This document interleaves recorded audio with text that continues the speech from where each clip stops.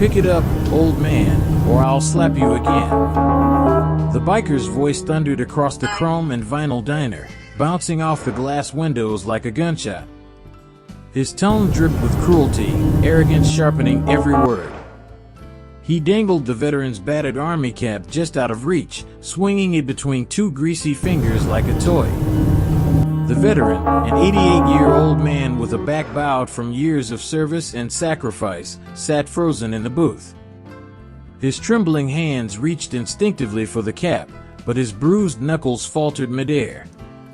Coffee pooled across the table, dripping down in slow rivulets, staining his sweater. His eyes avoided the biker's. He could not look into that sneer, not when his dignity was already shredded in front of strangers. The diner fell silent. Forks lay abandoned on half-eaten plates. The hum of the jukebox seemed suddenly too loud, too cruel. No one moved. No one dared. Fear hung in the air thicker than cigarette smoke. Across the booth, an elderly woman gasped, clutching her chest. She whispered, "Please, just stop." Her voice quivered, fragile as tissue paper, but it was drowned instantly beneath the biker's cruel laughter. He leaned closer, vest jingling with patches and chains, fists scarred from too many street fights. "What's the matter, hero?" he mocked, his grin wicked. "Should have stayed home instead of pretending you ever mattered. Can't even keep your hat on your head." The old veteran's lips trembled, but no words came. His honor, once the shield that carried him through wars, lay in pieces on the floor, as surely as the cap tossed at his feet. His dignity bled out in silence, unseen, while strangers turned away in shame for him. 15 minutes dragged like hours. Then, creak. The diner door swung open, the bell above it jingling once, then falling silent. Boots struck the tile floor in sharp, precise rhythm. The sound carried like a drumbeat, steady, unyielding. Heads turned. The air shifted instantly. An army officer stood in the doorway, his frame broad, his chest heavy with medals. His uniform bore the marks of long travel, dust still clinging to the shoulders. But it was his eyes that silenced the room, sharp, unflinching, carrying storms within them. He scanned the diner casually, almost gently, until his gaze landed on the old man at the booth. His father. His bruised face. His trembling hands. The officer froze. His breath caught in his chest. In that single heartbeat, 1,000 memories surged. His father teaching him to lace his boots as a boy. Saluting proudly at his graduation. Whispering during deployment calls, "Make me proud, son." And now here he was, humiliated, beaten, broken in the country he had once defended. The biker still hadn't noticed. He leaned back, chewing his gum, grinning at the scene. He tossed the cap onto the floor again. "Some war hero," he mocked. "Can't even bend down without shaking." The old man reached for it, fingers trembling. Before he could touch it, a polished black boot stopped the cap from sliding further. The biker's smirk faltered. Slowly, he looked up. Standing there, looming above him, was the officer. His father's son. His presence carried weight like stone, calm, but dangerous.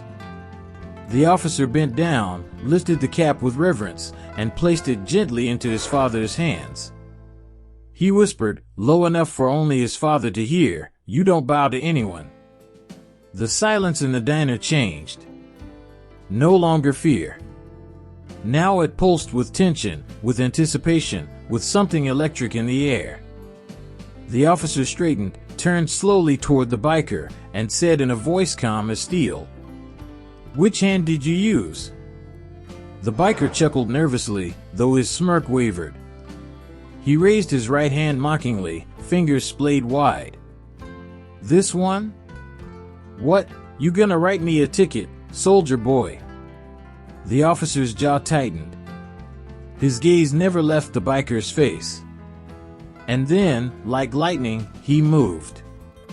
In one swift motion, he gripped the biker's wrist, twisting it downward with exact military precision.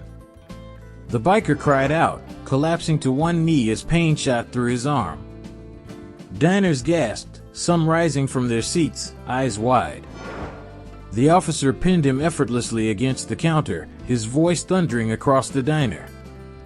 You think it makes you a man to hit someone who spent his life defending this country? The biker writhed, but the officer's grip was iron, unyielding. This man endured more in a single day of combat than you ever will in your entire worthless life. And you dare humiliate him? In front of strangers? You're not a man. You're a coward. The biker's bravado shattered. His arrogance dripped away like water. Fear filled his eyes. You're lucky, the officer growled, his voice dropping low, dangerous. Because if my father weren't sitting here, I'd show you what respect really feels like. With one final twist, he shoved the biker away. The man stumbled, crashing into a table, his swagger collapsing into shame. He scrambled to his feet, eyes darting, before slinking out the door. His shadow shrank with every step until he was gone. The diner erupted. Customers clapped, their applause echoing like thunder across chrome and glass. The waitress, who had hidden moments before, now stepped forward with tears in her eyes. The veteran's wife covered her mouth, sobbing, pride streaming down her cheeks. The officer turned back to his father, kneeling beside him. His voice softened instantly, breaking with emotion. Dad, I'm here now. No one will ever disrespect you again. The veteran's eyes filled with tears. Not from pain. From pride. He clutched the cap to his chest like it was a medal, his wrinkled hand gripping it firmly. I knew you'd walk in, he whispered, voice cracking. I just didn't know it'd be today. The officer straightened his father's collar, brushing the stains from his sweater. You taught me to stand tall, he said softly. Now it's my turn to make sure no one ever makes you bow your head. The diner's applause swelled. Respect had been restored. Dignity reborn. Sometimes the greatest victories don't happen on the battlefield. They happen in diners and everyday places when love, honor, and respect finally win.